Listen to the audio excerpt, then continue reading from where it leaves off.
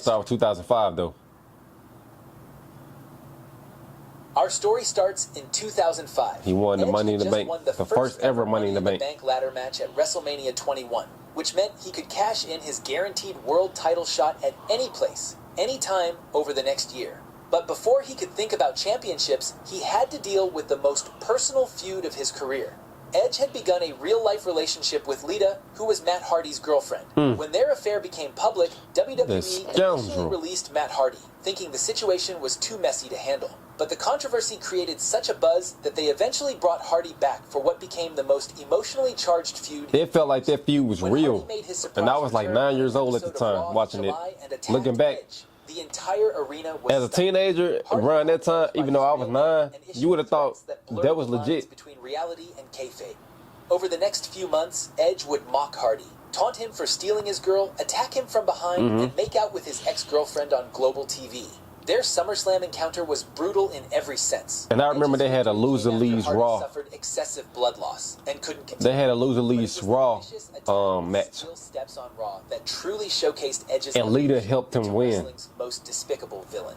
The street fight on Raw that ended in a no contest when Hardy performed a side effect off the entrance ramp. I remember that. Both men's willingness to destroy each other. Their steel cage match at Unforgiven gave Hardy his revenge. And then right there fucked up Matt's leg.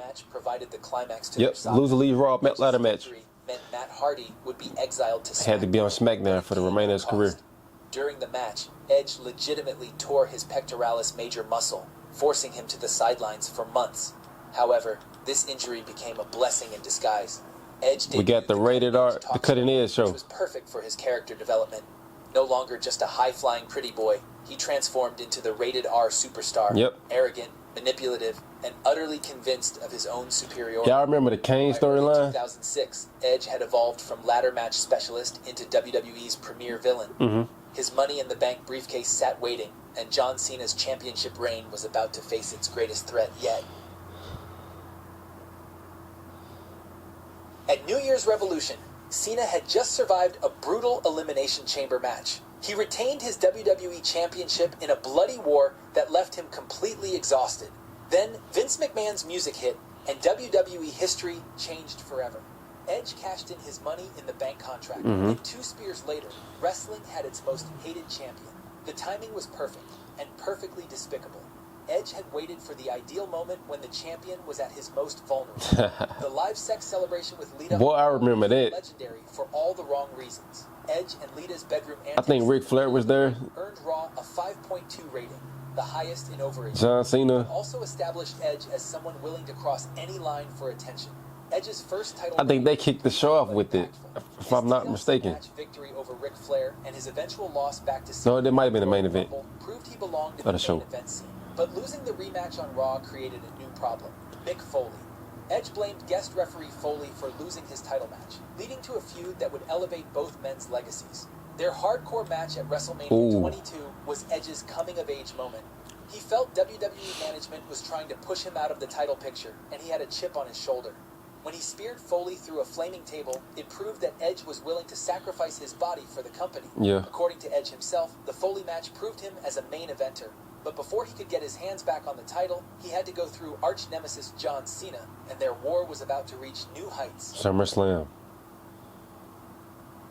Execution. Edge reignited his feud with Cena at ECW One Night Stand by interfering in the WWE Championship match and costing Cena the title. When Edge won the WWE Championship on the July 3rd episode of Raw in a triple threat match, it was his reward for putting his body on the line for the company. This was his second reign, and this time he was determined to prove it wasn't a fluke. His feud with Cena reached a new level of personal hatred that went beyond typical wrestling. Oh, yeah, I remember this. Lita disposed of Cena's beloved they brought the new championship out. And replaced it with I think that was the first night Jeff Hardy came back. But soon after, Edge crossed a line that transformed their rivalry from professional to genuinely personal. When he invaded Cena's he slapped his dad. On Cena's father, it showed that the rated R superstar would go to any lengths to get inside his opponent's head. Their matches throughout the summer showcased 2 completely different wrestling philosophies. Cena represented the never-give-up hero who overcame odds through determination and heart. Edge was the slimy, calculated villain who used every underhanded tactic imaginable to retain his championship. At SummerSlam, Edge's victory proved he would do anything to stay on top. The feud culminated at Unforgiven in Edge's hometown of Toronto. The TLC match was brutal and personal, with both men using tables, ladders, and chairs to destroy each other. When Cena finally hit the FU through 2 tables and regained his championship, it marked the end of one of the most heated feuds of the Ruthless Aggression era. Edge had lost his title, but he'd proven something more important. He belonged in the main event against WWE's biggest star. Yeah, he did that. Losing the title didn't mean Edge's run as a villain was He went back to the to the tag team scene. An alliance of demons was Rated RKO for him during this time. And they feuded with DX. Man, this bringing back so many memories. I remember being a kid watching these. Most dangerous heel duo. Rated RKO wasn't just another tag team. They were legit menace to Damn. Their mission was simple: eliminate Degeneration and anyone else who stood in their way. Together, they put legends like Ric Flair and Roddy Piper on the shelf, made life miserable for Triple H and Shawn Michaels, and terrorized Monday Night Raw. Their chemistry was perfect because both men shared similar motivations. Boy, I hated them dudes. The opportunistic mastermind who planned their attacks, while Orton provided the cold RKO.